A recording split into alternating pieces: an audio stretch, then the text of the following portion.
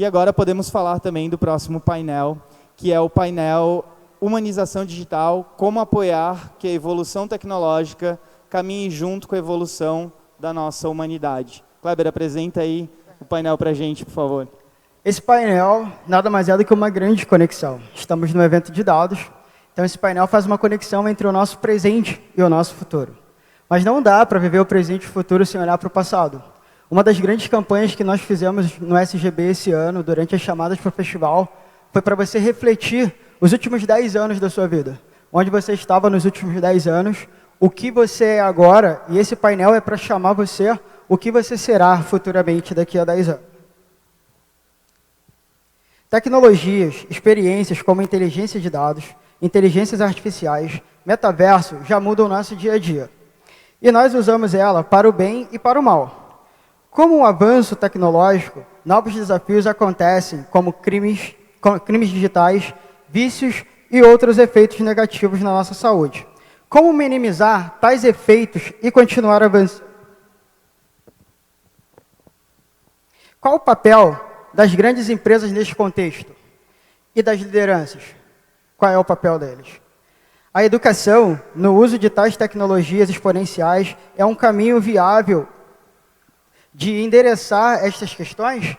Quais são os desafios para incluir todos e principalmente os nossos jovens e pessoas mais velhas e vulneráveis nesse caminho?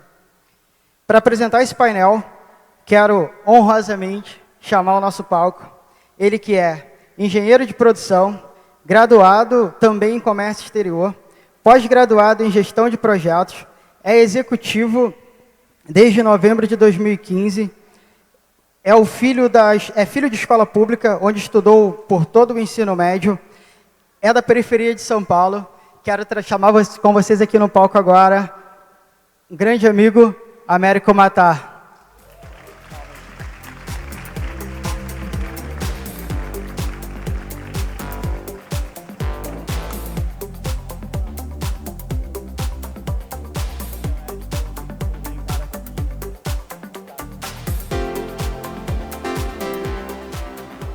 Pessoal, e a segunda pessoa que compõe esse painel, ela atua como diretora administrativa na Engie, inclusive é a primeira mulher a ocupar essa posição, e sob ela tem uma série, ela faz a gestão de uma série de áreas transversais dessa cadeia de valor, como transmissão e comercialização de energia, T&D digital, pessoas e culturas, suprimentos e patrimônios, comunicação, meio ambiente e responsabilidade social. Então, vou chamar aqui para o palco a Luciana Navarrete. Fica à vontade, o palco é teu, Luciana.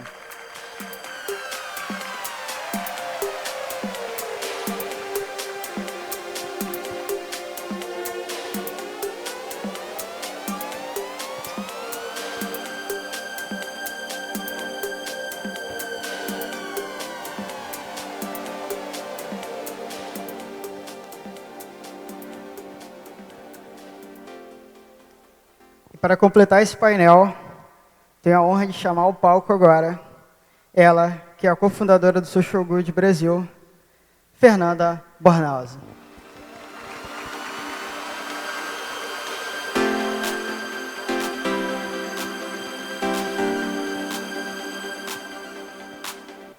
Só um recadinho básico antes da gente descer. Quem da plateia tiver perguntas sobre o que vai ser debatido aqui, pode procurar um de nós, anotar, escrever, que a gente passa para eles. E para quem está assistindo de casa também, pode mandar lá no chat, no aplicativo lá, e vamos subir hashtag lá, eu no Festival SGB 2022. Boa conversa.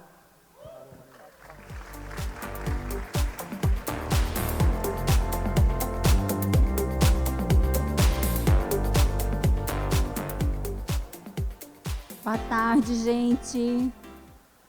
Depois do almoço, ainda bem que teve esse show, né? Porque depois que a gente come é mais difícil prender atenção, mas vamos lá. Primeiro, eu sou a Fernanda, eu sou uma mulher branca de 1,65 m, cabelos castanhos, olhos castanhos. Estou usando a camiseta aqui do primeiro Festival SGB de 2012. Ela sempre dá sorte nos nossos festivais, é uma camiseta preta com logo colorido. Estou de uma calça azul e tenho 60 anos.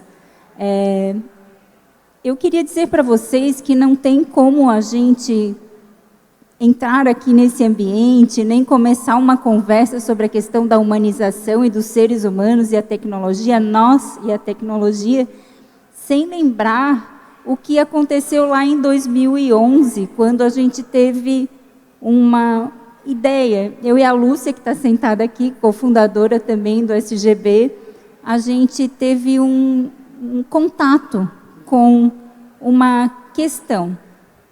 E a questão era: de que lado nós vamos estar daqui a 10 anos com toda a evolução da tecnologia? Do lado de quem quer usar para o bem, quem quer resolver problemas sociais, ou do lado do mau uso da tecnologia? E a gente fez uma opção, né, Lúcia? Fizemos uma opção e juntas aqui com todo mundo que construiu o SGB, Américo, desde o começo, a Luciana Via Ende desde o começo, essas parcerias fizeram que a gente chegasse aqui no 11º festival, conversando sobre isso, que era aquela nossa primeira pergunta. Para onde nós vamos? O que vai acontecer com a tecnologia? Nós estamos falando, a maioria de vocês aqui ainda era criança, né? Ou adolescente, ou muito jovem. Nós estávamos num momento de mídias sociais, de e-mail, blog. Gente, era muito incipiente. A gente não tinha ideia, né, Carol, que você está falando. A Carol era bem mais nova do que eu e a Lúcia, mas ela acreditou nisso tudo e todo mundo junto. Então, assim, o que a gente está discutindo hoje é essa evolução. Mas a minha pergunta, e para mim mesma sempre é: a tecnologia é feita por nós. Nós somos os seres humanos que criamos a tecnologia, nós somos os seres humanos que usamos a tecnologia, e a responsabilidade é nossa, né? Então, eu acho que esse painel é mais do que o Américo, o executivo, o apoiador e toda uma história conosco, mais do que a Luciana, também uma executiva de tantas áreas, que eu nem sei como ela dá conta, ainda bem que juntaram tecnologia com pessoas lá na Ende, né, Lu? É sobre eles como pessoas também. O que eles pensam sobre isso, né? O que vocês pensam? Então, eu vou passar para eles, e depois a gente fica aberta para conversar com vocês, mas, acima de tudo, o SGB, o nosso festival, todo o nosso trabalho, toda a educação em dados, que é a metodologia que a gente acredita, que vocês viram, quem veio ontem, né, que a gente está querendo muito, junto com os nossos parceiros, levar para o ensino público, ensino médio público, ele é para as pessoas. Então, eu vou passar para a Luciana, depois para o Américo, né, eles colocam e a gente abre a conversa. Obrigada, Lu. Obrigada, Fernanda. Boa tarde para todo mundo. É um prazer estar aqui com vocês. Meu nome é Luciana Navarrete, eu sou uma mulher de 49 anos, sou casada há 28 anos, tenho 2 filhos, uma menina de 22 e um menino de 13, a Giovana e o Rafael. E, para quem está nos vendo, eu sou uma mulher branca, cabelos castanhos escuros, olhos castanhos escuros, estou usando uma blusa branca, uma calça azul escura e um tênis branco. E é um prazer estar aqui falando desse tema, né? Como a Fernanda falou, eu venho de uma área de tecnologia da informação e hoje em dia atuo como diretora administrativa com um escopo bem grande e que incorpora bem o que a gente vai falar aqui: pessoas, tecnologia e processos. Eu, particularmente, acredito que qualquer organização, não importa o tamanho, possa ser uma microempresa, pode ser um empreendedor individual, pode ser uma corporação multinacional, vai funcionar muito bem quando tiver um equilíbrio entre pessoas, processos e tecnologia. E é um pouco disso que a gente vai falar aqui. Como é que a gente atinge esse equilíbrio, né? E, para mim, uma das grandes dúvidas, vindo da área de tecnologia, é quem está a serviço de quem. É a tecnologia, o digital, a serviço da humanidade, mas não pode ser a humanidade a serviço do digital. Todas as vezes que eu falar do digital, o digital ele tem que ter um propósito de acrescentar um valor para o serviço que a gente faz, acrescentar um valor para a pessoa, para a comunidade. Não pode ser só o digital pelo digital, senão a gente vai ter muitos problemas, né? Problemas éticos que a gente já viu aparecendo por aí, algoritmos que têm vieses inconscientes. Então, acho que é um pouquinho disso tudo que a gente vai tratar aqui hoje numa conversa bem gostosa. Vai lá, Américo. Bom, boa tarde a todos. Eu sou um homem branco, mais ou menos 1,79 de altura, gordinho, barbudo, careca. Não sabe que careca é fácil de identificar, né? Está sempre perto de um ponto de referência, né? Onde é que é o banheiro? Do lado do careca, né? Então é sempre fácil de achar a gente. Sou pai da Isabela e do Luca, tenho 2 filhos, passei pela adolescência, onde você descobre por que surgiu o amor parental, né, para não tirar da vida, para não devolver. Mas foi uma experiência incrível conviver com 2 adolescentes e ver eles crescendo. E acho que esse aspecto que a Luciana trouxe, para mim os dados, a tecnologia tem sempre que estar a serviço do humano.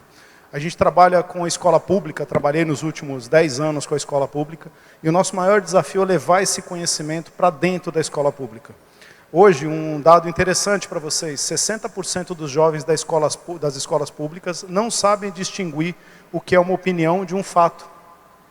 Então mostra o grau de vulnerabilidade que eles têm sobre a utilização da tecnologia. E todos nós temos isso de alguma maneira, em alguma escala. Sempre que recebemos alguma informação, é a tecnologia a serviço de trazer um conhecimento, mas ele tem que estar lastreado nos nossos valores, no que é central para cada um de nós. Então, como a Fernanda colocou no começo, a tecnologia não tem polaridade. Ela não é boa ou má.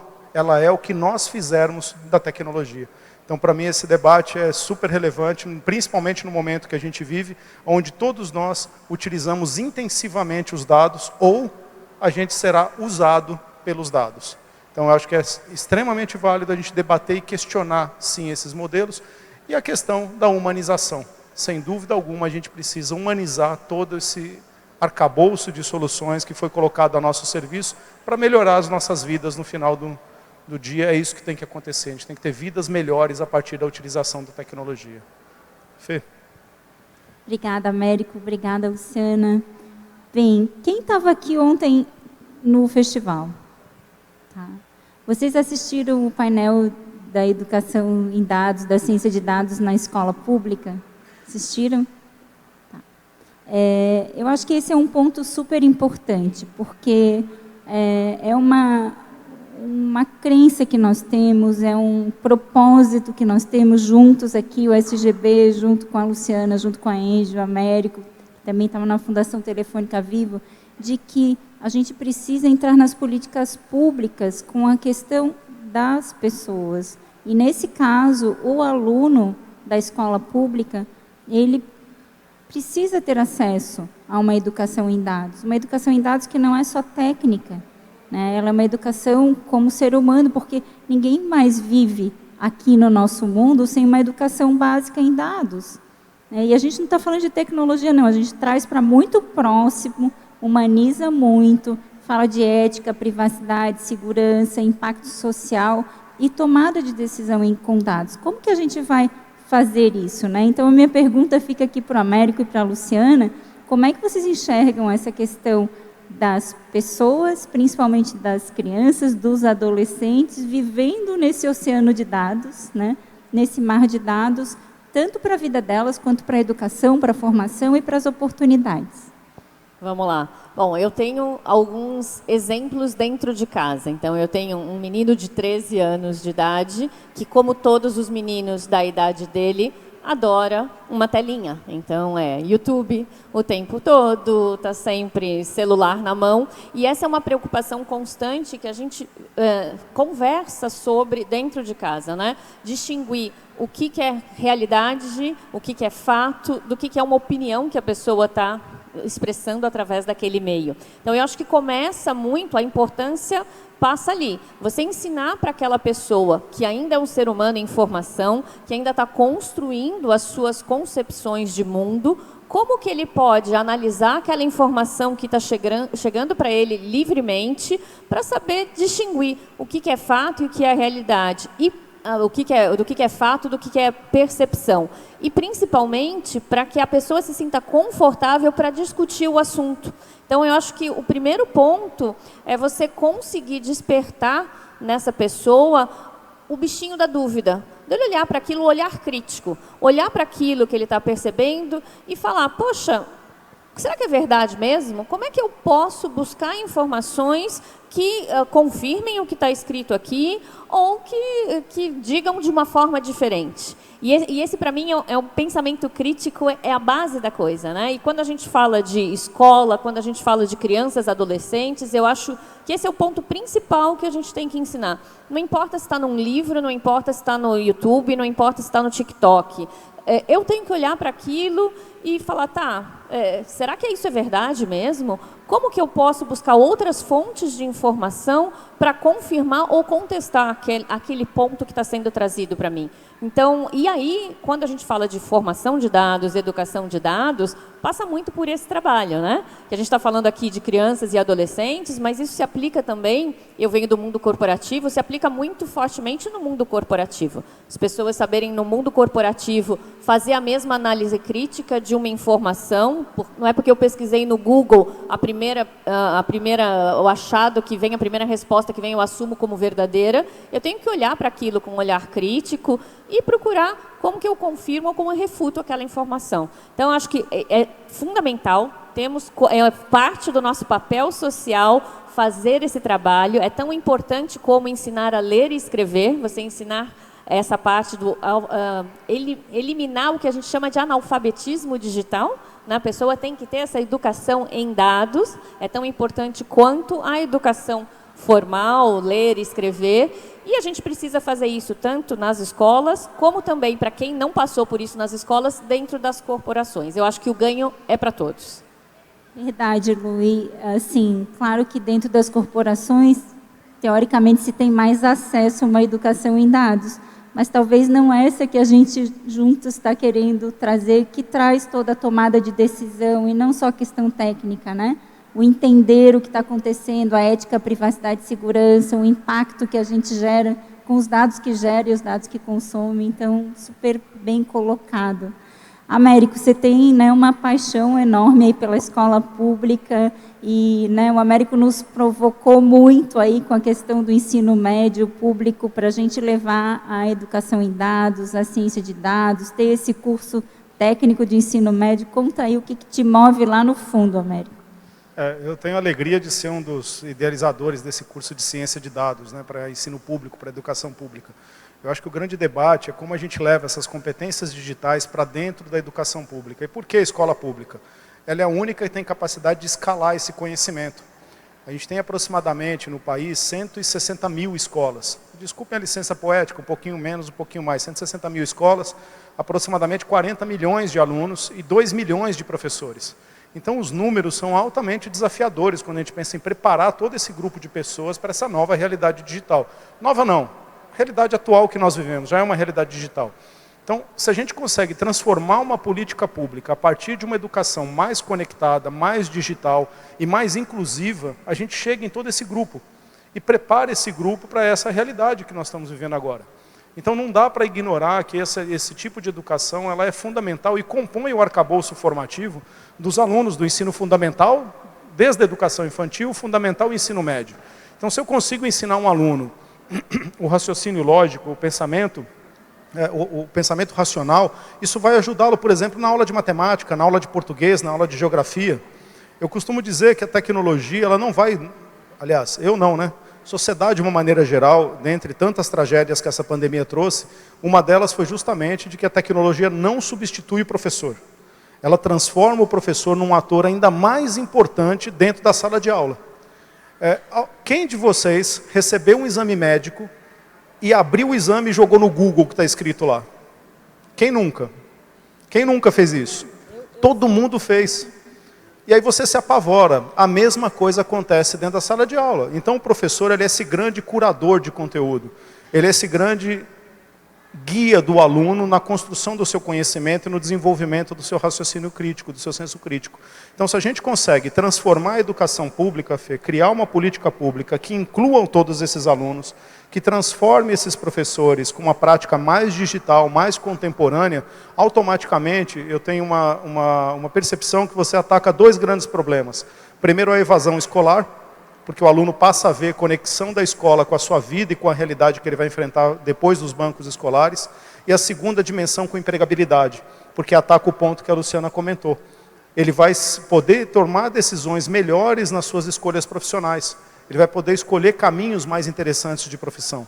Então, para mim, está muito associado como que a gente leva este conhecimento para dentro da sala de aula. E essa foi uma das provocações que a gente discutiu muito, de como a gente pode levar todo esse conhecimento que o SGB desenvolveu ao longo do tempo para dentro da sala de aula. Aqui em Santa Catarina, acho que já foi falado ontem, não quero ser repetitivo, mas a gente já tem o projeto em implantação, e agora foi aberto para todas as escolas do Estado, para que os alunos possam se inscrever nessa formação de ciência de dados. E o meu maior sonho é que cada aluno de cada escola pública tenha acesso a este tipo de conhecimento, porque ele vai tomar decisões melhores para a sua vida. Mais do que para o trabalho, mais para a realidade, ele vai tomar decisões melhores na sua vida, se ele souber usar a tecnologia a serviço do seu próprio desenvolvimento. Então, eu acho que, para mim, o caminho permeia a formação, uma âncora muito sólida em valores éticos e morais, a gente tem que debater isso, a tecnologia a serviço da ética e valores morais, e a serviço da inclusão, não pode ficar ninguém para trás, tem que estar todo mundo junto nesse barco.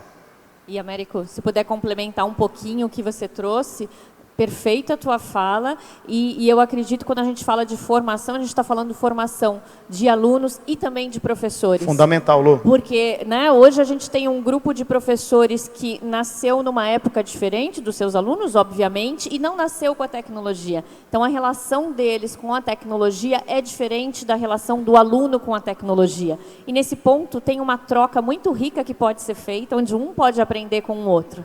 Então, é importante você, através da educação de dados, também aproveitar esse ambiente para fortalecer essa relação de professor e aluno. É fundamental esse aspecto que a Luciana está falando. Dos 2 milhões de professores, 30% deles se aposentam nos próximos 4 anos. Então, eles são, como eu, migrantes digitais. Vocês são nativos digitais. Eu sou migrante digital.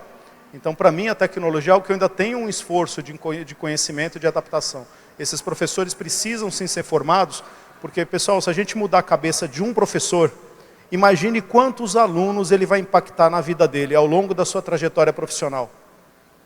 Não dá para mensurar isso. Então, o professor ele é peça fundamental nesse cenário de transformação da educação pública para uma educação mais digital e mais conectada com esses valores que a gente está tratando aqui. Acho que vocês trouxeram algo muito importante e a gente volta aqui para as pessoas, né, para os seres humanos, professores, alunos, né? E agora eu queria fazer uma pergunta para vocês sobre, vivemos 2 anos forçadamente no digital, né? As nossas vidas ficaram no digital. Quem estava acostumado ou não, foi todo mundo empurrado para o digital e as pessoas que trabalham nas empresas também. Eu imagino que esteja sendo bem difícil lidar com esse momento, né, das pessoas voltando. A gente estava até conversando sobre eventos e tudo.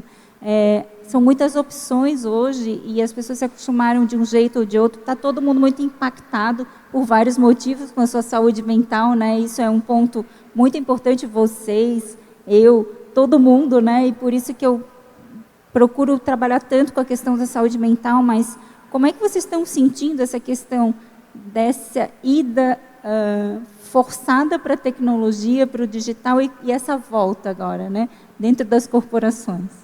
Bom, eu acho que todo mundo passou por a famosa curva da mudança, né? Então, foi, como você falou, foi forçado. Né? Na empresa onde eu trabalho, na Engie, a gente teve 2 dias para colocar todo mundo que podia, porque as usinas de geração de energia sempre tiveram pessoas lá trabalhando, mas colocar todo mundo que podia em casa, trabalhando remotamente. Então, teve pessoas que já estavam mais acostumadas com esse tipo de modo de trabalho. Outras pessoas tiveram que aprender rapidamente, do dia para a noite. Então, foi uma jornada árdua no começo, as pessoas se acostumaram, e aí se acostumaram, continuaram produzindo, continuaram entregando, mas foi criada uma consciência dentro desse período que é muito importante a conexão humana. E isso é um paradoxo interessante, porque quando nos faltou tudo e a tecnologia veio cobrir, a gente descobriu as maravilhas da tecnologia, mas também descobriu que a conexão humana é o que nos faz diferentes, é o que nos torna mais completos. E isso foi muito importante, porque agora, né, a gente já voltou desde o ano passado trabalhando normalmente, mas num modelo híbrido. Então, as pessoas têm a opção de estar um período no escritório, um período trabalhando em home office. Isso mudou, transformou a relação das pessoas com o trabalho, transformou a relação das pessoas com o tempo, mas ganhou-se tecnologia, todo mundo sabe trabalhar com tecnologia, todo mundo sabe trabalhar melhor com as tecnologias digitais e, ao mesmo tempo, percebeu-se o quão importante é valorizar esse tempo de conexão humana Isso que a gente está fazendo aqui, né, de conversar olho no olho, de ter as pessoas juntas, as pessoas aprenderam a valorizar isso. Então, eu acho que trouxe esse paradoxo, ao mesmo tempo que a gente evoluiu muito em tecnologia, a gente percebeu o quão importante é a conexão humana e começou a despertar esses questionamentos. Como que eu uso bem o meu tempo? Como que eu uso o meu tempo presencial? Qual é o melhor uso que eu faço das minhas horas livres ou das minhas horas no trabalho? Como que está isso? Então, a gente teve muito questionamento em relação a isso. Você mencionou saúde mental também. Saúde mental é uma coisa que a gente percebe tanto na força de trabalho, né? Quando a gente fala no âmbito corporativo, muita gente com relatos de efeitos da pandemia na saúde mental, mas também quando a gente faz o nosso processo de escuta de stakeholders nas comunidades onde a gente atua, a gente percebe um problema de saúde mental muito forte, inclusive nos professores e nos adolescentes, tá? Isso é algo muito preocupante, né? O que a gente pode fazer para contribuir para isso? E aí a forma é fortalecer as relações. E é engraçado que a tecnologia ajuda, por um lado, que ela vem como um meio para propiciar isso, mas sempre quando você fala saúde mental, como fazer, como combater, é fortalecendo as relações entre as pessoas, das mais diversas formas, proporcionando outras atividades, proporcionando formas de convívio, de relacionamento. Isso é o que a gente encontra hoje em dia. Não sei como é que é aí, América. Obrigada, Lu. Bom, eu acho que a gente está vivendo uma segunda pandemia, pessoal. Essa segunda pandemia ela é silenciosa. A crueldade dela é que os problemas mentais, os problemas emocionais, eles são silenciosos, eles não são explícitos. Então a gente vive um período, sim, tem todos esses pontos positivos e fundamentais que a gente pode continuar trabalhando, continuar tocando nossas vidas, ainda que em isolamento, mas esse isolamento teve um custo. Quando a Luciana fala, não é aleatório. Os professores vivem o maior período de burnout, de grau de estresse nesse momento. Porque imaginem só, um aluno do 5º ano, a última aula presencial que ele assistiu foi no 2º ano. E quando ele volta para a escola, ele perdeu aquelas capacidades relacionais desses 2 anos de desenvolvimento. Então aumentou muito o nível de agressividade dos alunos na rede pública, os professores preocupados com a defasagem, a correção de fluxo, que a gente chama, né, o nome técnico da educação é correção de fluxo, quando o aluno tem um conhecimento atrasado em relação ao ano que ele está. Então o professor tem uma preocupação adicional em recuperar esse aprendizado, e só a tecnologia isoladamente não dá conta, porque ele precisa da conexão humana, precisa ser restabelecida. Então a gente vive um cenário em que sim, nos ajudou muito, e essa segunda pandemia tem que ser tratada também. Por exemplo, violência doméstica aumentou 7 vezes. 7 vezes. A periferia foi muito afetada, porque imaginem um aluno que mora numa região periférica, ele recebe um tablet ou um notebook com conteúdo. Ele não tem ambiência para estudar na casa dele. Porque ele mora num cômodo com mais 8 pessoas, sendo que das 3 refeições diárias, uma delas era na escola que está fechada. O Brasil foi o país que ficou maior tempo do mundo com escolas fechadas. E acreditem, pasmem, nós temos escolas hoje que continuam fechadas. Continuam fechadas, não abriram ainda. Então é assustador um pouco esse cenário que a gente está vivendo de perturbações que esse ciclo de hiperconectividade trouxe. A gente ainda está entrando no modo de equilíbrio. Então muito importante esse dado que a Luciana trouxe da flexibilidade. Você compor horários presenciais com horários remotos. Você diminui o trânsito das cidades, você pode trabalhar da tua casa, mas você tem o contato humano, pelo menos no caso da Vivo, 3 vezes por semana a gente está dentro do escritório e 2 vezes dentro de casa. Então, eu acho que o ponto que a gente tem que olhar é como agora a tecnologia pode nos ajudar a tratar esses problemas que surgiram ao largo desse período. E como isso? Para o professor que tem que dar uma matéria que o aluno está defasado, ele pode dar atividades digitais. Mas aí vocês podem me perguntar, pô, Américo, o aluno da escola pública, esse da periferia que você descreveu, não tem acesso à tecnologia. Temos uma situação posta. Nunca na nossa história tivemos tanto dinheiro para conectar escolas dentro do governo. Nós temos aproximadamente 9 bilhões de reais para conectar escolas, alunos e professores, entre políticas públicas federais e projetos de lei que foram aprovados nesse último período. Resta ao nosso país colocar isso a serviço da educação para tratar esses problemas. Do ponto de vista da empresa, a gente também olhou esse aspecto do acolhimento. Como que a gente acolhe os nossos colaboradores e cria espaços de segurança para que ele possa expressar os sentimentos deste período de isolamento. Tivemos pessoas, e aqui provavelmente deve ter pessoas na nossa plateia aqui nos ouvindo, que perderam familiares. Tiveram amigos próximos que passaram por grandes questões físicas nesse período de pandemia. Então, como é que a gente ajuda as pessoas a lidar com esses aspectos socioemocionais? E, mais uma vez, a gente volta para a pauta aqui da nossa mesa, né? Como que eu humanizo a tecnologia nesse processo para não enxergar um número numa planilha e sim entender que atrás daquele número tem um ser humano. Porque quando eu desumanizo vocês, eu desumanizo quem está atrás da planilha, eu posso tomar decisões que não são as melhores para todos nós. Não é para vocês ou para mim, é para todos nós. A desumanização que acontece através do digital, e eu vou citar aqui o Marcelo Taz, que é um grande amigo, né? Ele disse que tem uma pasta no computador dele que chama Gordo, Careca, Idiota. Aí eu falei, pô, que pasta é essa? Ele falou, eu pego as mensagens de haters que me mandam e salvo nessa pasta. E vez por outra eu escolho uma mensagem desses haters e respondo nominalmente. Ele coloca lá, Américo, por que você falou que eu sou um gordo, idiota e imbecil por causa do meu artigo publicado na última edição da Folha de São Paulo da data tal? O que ele trouxe foi um dado interessante. Quando ele humaniza o hater, 98% pedem desculpas. Não foi bem isso que eu quis dizer, veja bem, não é bem por aí.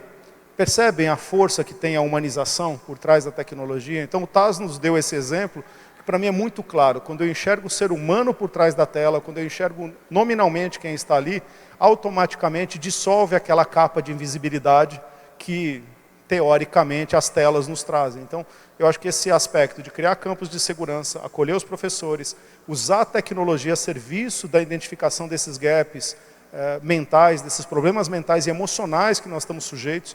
Gente, somos seres humanos. Quem comprou celular no último mês? Tem alguém que comprou um celular novo no último mês? 2 meses? 3? Bom, mais de 3 meses esquece, já está obsoleto, tá, gente? Já está obsoleto. A gente não dá conta de acompanhar essa velocidade. Já não dá conta. Então, nós precisamos sim olhar para esse lado socioemocional e como plugar as competências socioemocionais às competências técnicas, às competências digitais. Ninguém mais é empregado numa empresa, e a Lu pode até falar melhor do que isso do que eu aqui, só pelo componente técnico. Se você é um bom técnico, parabéns, mas você não vai conseguir um posto de trabalho sendo somente um bom técnico. Você tem que ser um bom ser humano.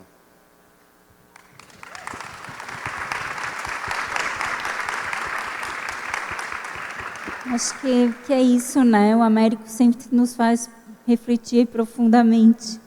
E vivemos, sim, uma epidemia de saúde mental, né? Ela está aí desde a pandemia. E eu acho que, como tudo tem um lado bom de aprendizado e tudo mais, nós temos que nos olhar mais como seres humanos, aquilo que sentimos, aquilo que pensamos e, principalmente, o outro, né? E eu penso que as empresas que têm o privilégio de ter pessoas como vocês na liderança, que têm esse lado mais humanizado, tem inclusive até mais dificuldade, né? Porque você tem todos os resultados para entregar e ao mesmo tempo você tem as pessoas com o seu sofrimento muito mais exposto. Eu acho que a gente nunca teve tão exposto, nós nunca estivemos tão expostos como nós estamos agora. E isso a gente precisa olhar, eu acho que esse é o nosso papel aqui do SGB, olhar o lado humano, né? A gente não veio aqui para falar de tecnologia e dados com vocês, nem para ser técnico. A gente veio falar, desde o primeiro dia, desde o primeiro evento em 2012, sobre nós, sobre as pessoas e o que nos impactam esses dados e tecnologia. Então, acho que é um momento assim, de profunda reflexão quando a gente volta para um evento presencial, quando a gente está de novo, olho no olho, para refletir isso no âmbito das corporações, das nossas vidas e dos nossos propósitos. A Luciana estava falando para mim algo antes da gente entrar no painel. Como vocês viram, a formação dela é técnica, é em tecnologia. Hoje ela está na frente de várias áreas, inclusive pessoas, tecnologia e responsabilidade social, e ela trouxe uma questão sobre propósito que eu queria que se compartilha, porque eu acho que é bem interessante. Com certeza, com certeza.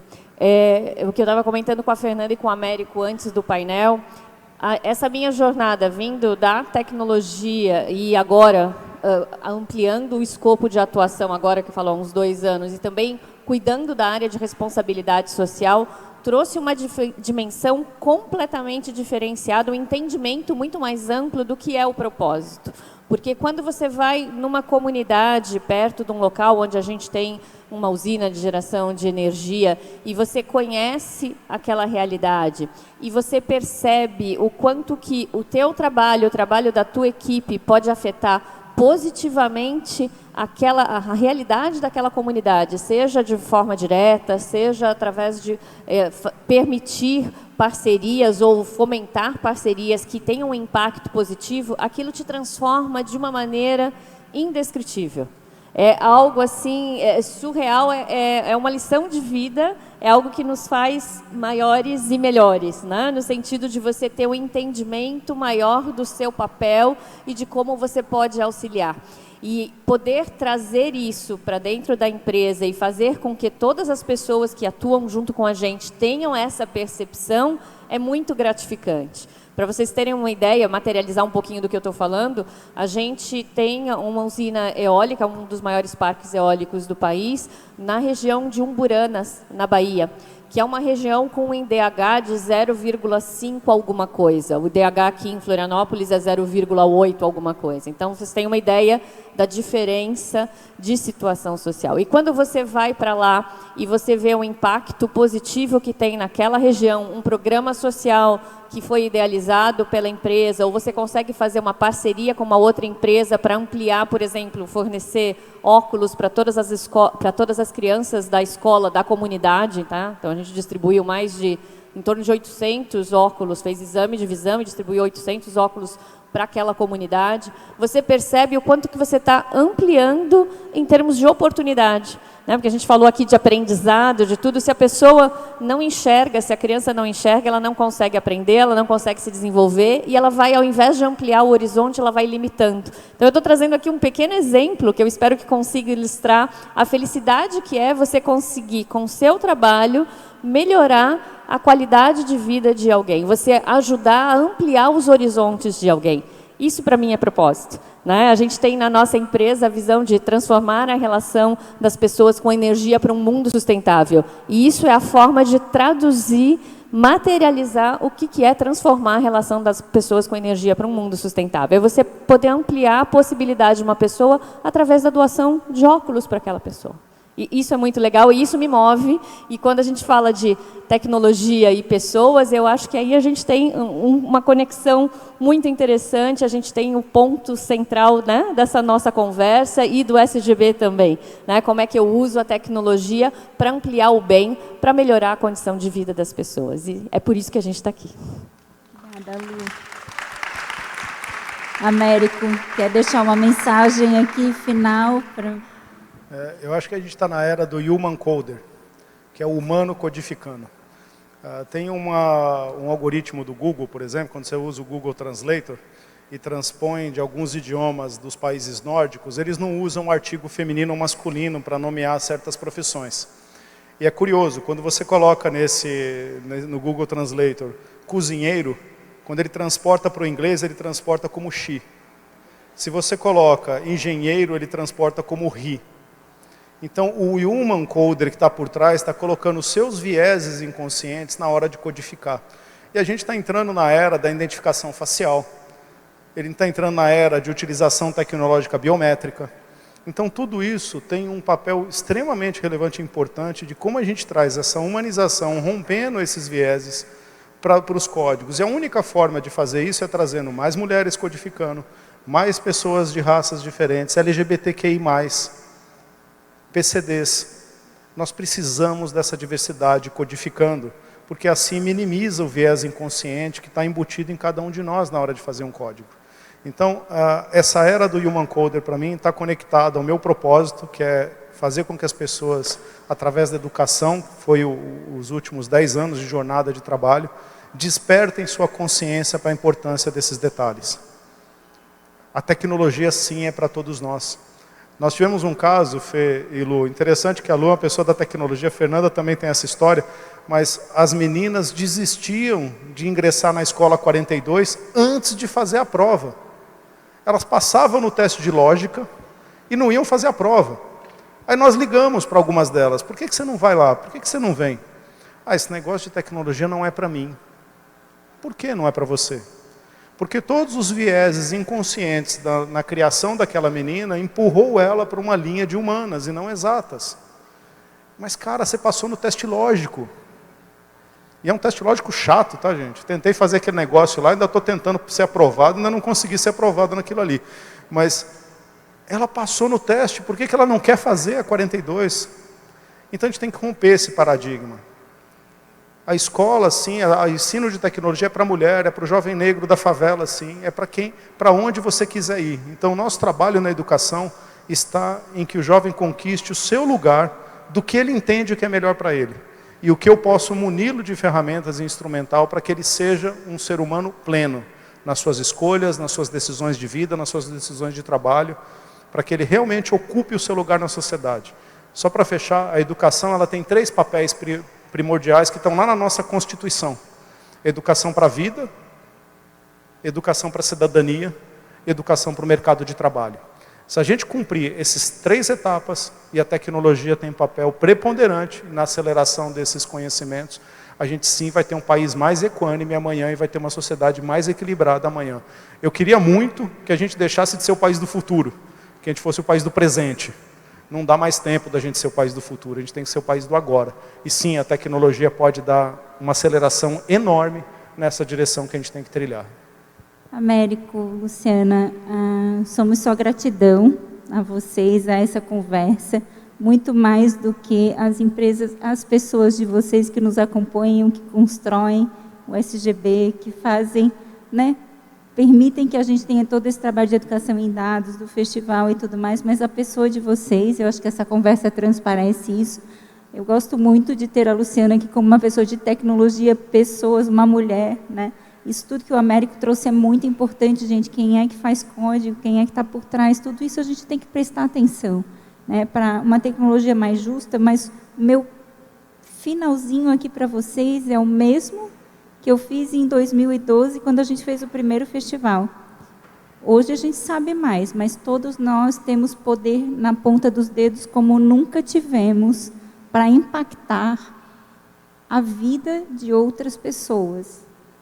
E isso, dentro da nossa casa, onde a gente trabalha, onde circula, né, a gente não pode esquecer isso. Então, aquilo que a gente traz como mensagem é ética, privacidade, segurança e tomada de decisão. O que a gente faz com essa tecnologia no nosso dia a dia? Né? O que a gente faz conosco, para o bem e para o mal? Um pensamento, mais uma lembrança desse poder. Obrigada a vocês, obrigada a todo mundo. Obrigada.